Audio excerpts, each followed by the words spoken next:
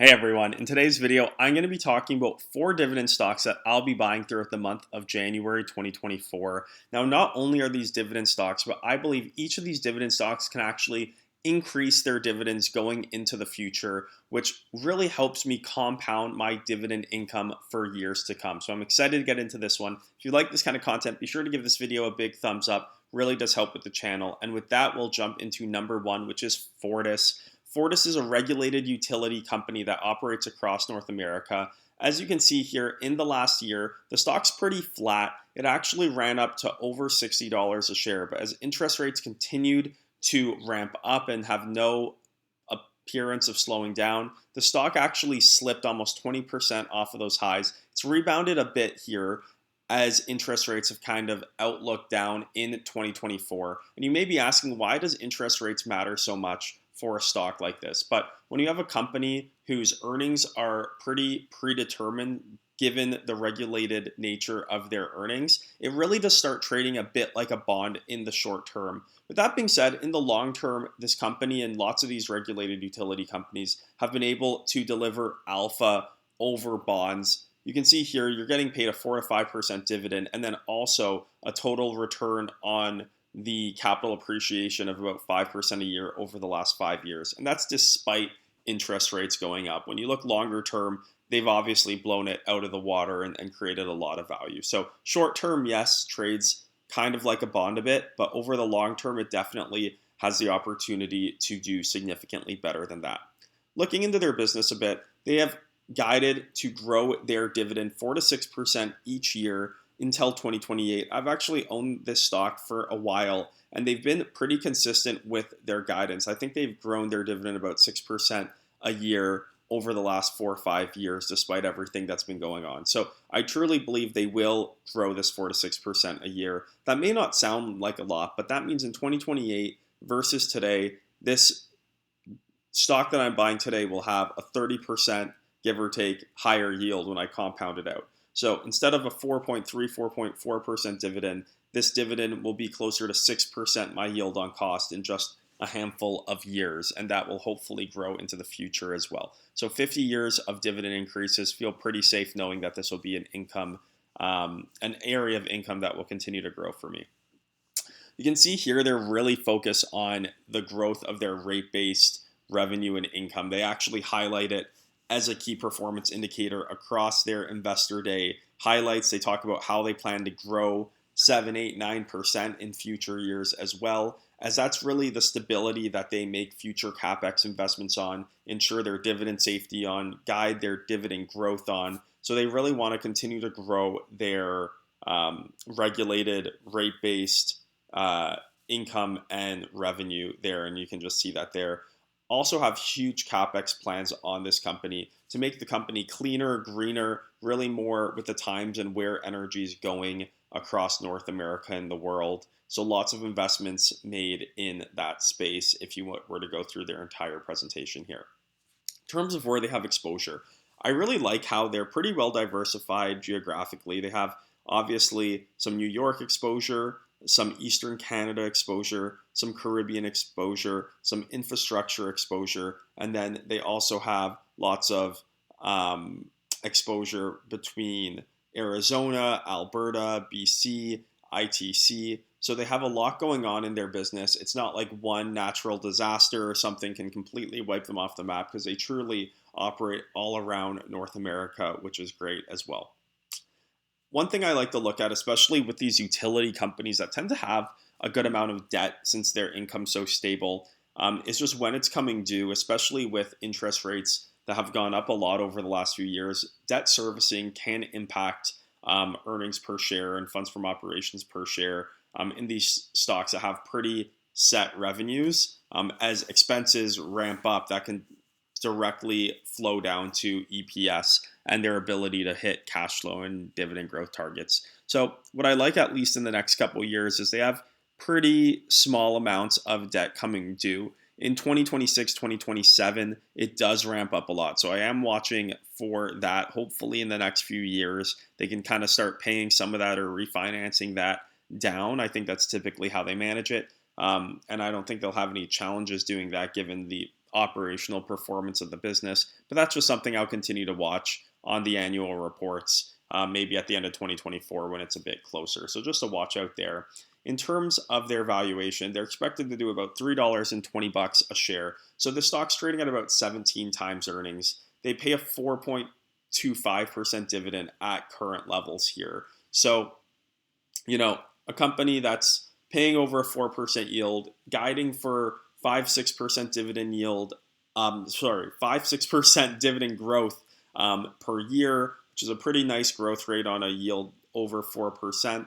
50-year history of growing the dividend, so I feel pretty safe with that. Trading at about a 17 times price to earnings. I feel comfortable with that. I don't think this is a steal by any means, but it's a comfortable place for me to put a bit more money as we go into 2024. One of my priorities in 2024 that I outlined in my last video about my strategies for 2024 was focusing more on stocks that have growing flows of income in the future years, 5-10 years. And I think Fortis really meets the bill. I do get a nice starting yield. I also get some dividend growth on it. So this is one that I'm looking forward to adding a bit to this month. Going into stock number 2, it is CN Rail. CN Rail's actually ramped up here the last, call it, month or so, up 5% in the last month. And it doesn't pay as good of a starting yield, about 1.9%. But this is just one of my favorite all-time stocks, one of the biggest positions in my portfolio. And I kind of make a point to add to it every January because I really want to invest in it for the long term. But usually the valuation is a bit richer than some of the other stocks that I invest in the 20 to 25 range typically. So if I don't kind of make a point of just investing in it and swallowing the higher PE that I'm paying for a company like this, then I never will, and I'll never build the position out bigger. So I always invest every January. I do a pretty nice investment in my TFSA, usually on CN Rail. One of the reasons I really love the business is just they have a stranglehold over the North American economy, which is the most prosperous and has been the fastest growing economy long term in the world. They have lots of routes on their tracks that no one really competes with them with. They have tons of monopolistic tendencies built into this model and into their infrastructure and network here. They're also really well diversified. You can see all the different industries they kind of touch, and some of these industries are almost completely reliant on CN Rail moving their products because of the way they can move them, the speed they can move them, regulation on how you have to move some of these goods, and just the fact that there's only one track in some of these cities, some of these areas that need transportation of these goods. They're also going coast to coast in Canada, as you can see, and then also all the way south through the US. So they have a business at the southern border. They have a business on the East Coast. They have a huge business importing and exporting on the West Coast, which we'll talk about in a minute. But lots of the business here is done between Canada and the US, 32% transborder, 2/3 of that going from Canada into the US, 1/3 vice versa. A big presence just in Canada, a big presence just in the US. So really well diversified across the entire US. They do importing, exporting, cross-border, different types of services to these shippers and to these vendors across the province, not the province, across the continent. And then as I look into some of their opportunities for growth, you may think, okay, but you can't lay any more tracks. So how are they going to grow their revenues, grow their EPS aside from pricing and efficiencies? Well, they're actually expanding a lot of their capabilities, especially on the port. So you see here in Vancouver, they have a $2 billion investment that they're obviously planning on deriving a strong return on invested capital on. They're getting funding from Port of Vancouver, Canadian federal government to have a more productive port going in and out of the country. That should benefit the presence on the western front there. Another one on the west coast was the word I was looking for. In Prince Rupert, they're expanding that port as well. And then some other opportunities they just call out. Even on the East Coast, look at the capacity they have versus the volumes that they're currently going through. So they have a lot of leverage to unlock if they can get those volumes up and get more volume coming into their ports versus maybe other ports or maybe just as more volume comes into Canada and North America, they'll benefit since there's a lot of scale there. They're already paying the fixed cost to operate these ports, yet they're not close to full capacity. Some of these are under half capacity as we look at Halifax, St. John there.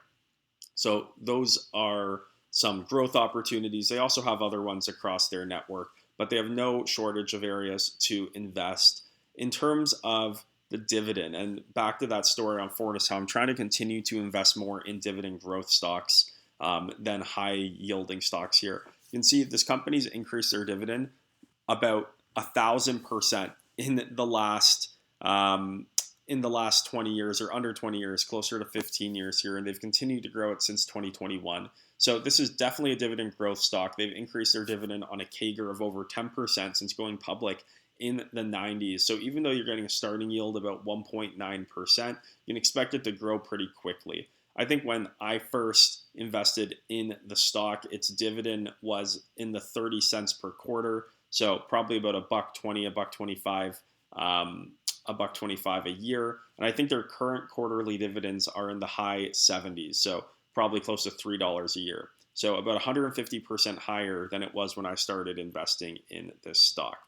The other thing I like about them is they have such a wide moat, so hard to compete, and they derive a lot of free cash flow. So in addition to those investments they're making to expanding the ports, in addition to the 2% yield they pay out, they also have been more aggressively buying back shares. So you can see here since 2019, so 5 years ago, they were at about 730 million shares. Today, they're at 650. So they've bought back 10% of the company in the last 5 years too. So you may think 2% dividend yield, pretty small, not really returning tons of capital to shareholders. Well, they're also on average buying back 2% of the company for you a year. So it's really like a 4% capital return to shareholders, just in different ways than a share dividend play. The third stock that I'm buying more of is Dream Industrial. Dream Industrial REIT is a Canadian REIT. It's one that I just added to my portfolio in the last month or so. So I'm trying to build it out a bit, get a nice starting yield of 5.1% on it. And they operate in, obviously, the industrial real estate sector. They have a big presence in Canada, primarily in Canada, but also a nice presence in Europe too for some diversification. You can see here just their allocation of assets, over 50% distribution assets, 30% urban logistics, about 15% light industrial as well. That's primarily in the Canadian market, some in Europe. The biggest area of European assets is in the distribution centers. I believe they have some of their assets here in Germany, in France, in Netherlands. I think they have a ton of buildings in the Netherlands. But for the most part, these distribution assets are on the cusp of major cities for e-commerce and other fulfillment needs. And this is just a space, unlike lots of the other real estate sector, that's been growing a lot. So we can go here and just look at funds from operation grew over 10%. So growing double digits funds from operation, despite interest rates being where they are, is a huge accomplishment. It just goes to show the demand and the rent increases that are occurring in this space as more and more companies want these large distribution centers, want these urban logistics networks outside of these major cities to better serve them in this new economy that we're moving into. And they're pretty well diversified as well. They don't have a ton of their rent coming from one tenant or one type of industry. You can see here, obviously, logistics is pretty high at about 20%, but then they have consumer goods, food and beverage, residential, automotive, technology, paper, printing, packaging. They're in all kinds of spaces. So not one trend in the economy should have a material short-term impact on their business.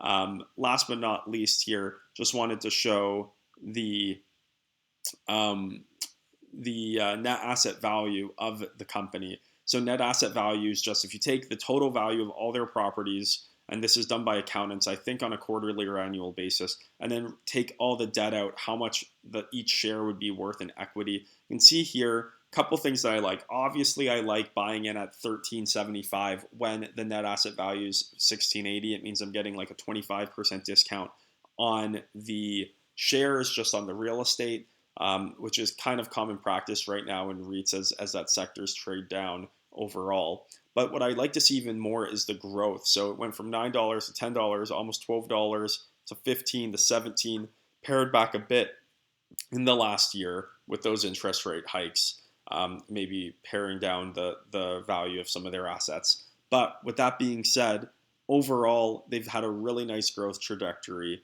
on these assets. So I think organically, there's a really strong story here for them to continue growing just organically in terms of the value creation, but also as they make more acquisitions. And you can see here on the left-hand side, they've been making a lot of acquisitions. That should drive a lot of scale and synergies throughout their networks as well. So lots that I like here, that I like with REITs in general, but I sleep a lot well at night in this space, knowing it's a growth area. Unlike maybe retail and especially office that have other concerns, industrial's kind of been flying lately. You can even see a couple examples here. In rent renewals, they more than doubled the rent in a couple examples here, which I think just goes to show just over time how the value and the demand for these spaces has gone up as these renewals have come up. And last but not least, we have Realty Income Corp. Realty Income Corp, I think I have about 190 shares of. I'm trying to get to 200 shares by the end of the month. So just want to top this one up a bit. Even though it's been going up pretty aggressively in the last month, 6 weeks, still down over 10% over the last year. They do about $4 of funds from operation trailing. So this one's trading at about 14 and a half times earnings for me here. So a lot more expensive than the retail REITs in Canada, but I love the diversification this one gives me. They also increase the dividend every few quarters as well, pay a really stable monthly dividend. And on top of that, they've been paying a monthly dividend for decades and decades. So feel really confident that that dividend won't get cut, and they're diversifying the business in a great way. In terms of their overall business mix here, you can see they've been in business for a very long time, have very strategically put together this portfolio. So you can kind of see they're not overly exposed to one sector, one tenant, anything like that to a great degree. In addition to that, even geographically, I like how they have some European exposure, 12% of their assets in the UK. But from state to state, other than Texas, that they're over 10%, the rest is pretty much 5% or under.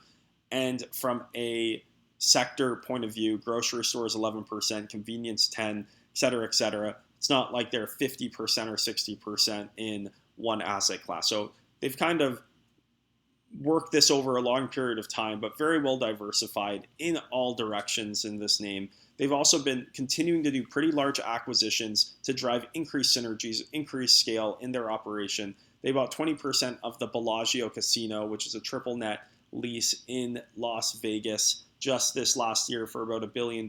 Really expensive acquisition, but should be free cash flowing right away and accretive to the company. Another one that they recently announced was Spirit. This one was almost a $10 billion acquisition here. And, I think they kind of are taking in a company that has a bit lower quality as they have here. But overall, they're getting a better valuation. So it's going to be accretive on a per share basis than their shares are trading at.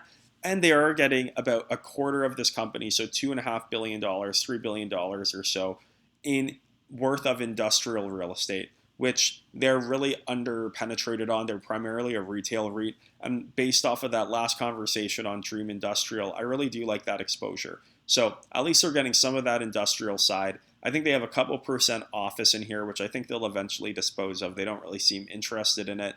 And overall, a pretty decent quality asset here as they continue to try to drive scale and synergies on the asset side in order for them to do more things like master leases, have the scale to be bidding on lots of very large portfolios and stuff like Spirit, that other people just don't have the money or can't compete with them on just because of sheer size. So this is one that I've been nibbling on over the last year, just trying to top up the position to 200. Thought I'd add it in to things that I'm looking to buy in January 2024. And the starting dividend yield, I'm not sure if it's set on that first page. I don't think it does, but I think it's just over 5% on this one as well. So those are the 4 stocks I'm looking at buying throughout the month of January 2024 as we ring in the new year. Let me know in the comments what you think of these stocks or what stocks you're buying this month. Once again, if you made it to the end of the video, really appreciate it. Not too many people make it to the very end, so be sure to give this video a big thumbs up to let me know you did, or let me know in the comments as well. Would love to chat with you guys there. See you guys in the next one. Bye.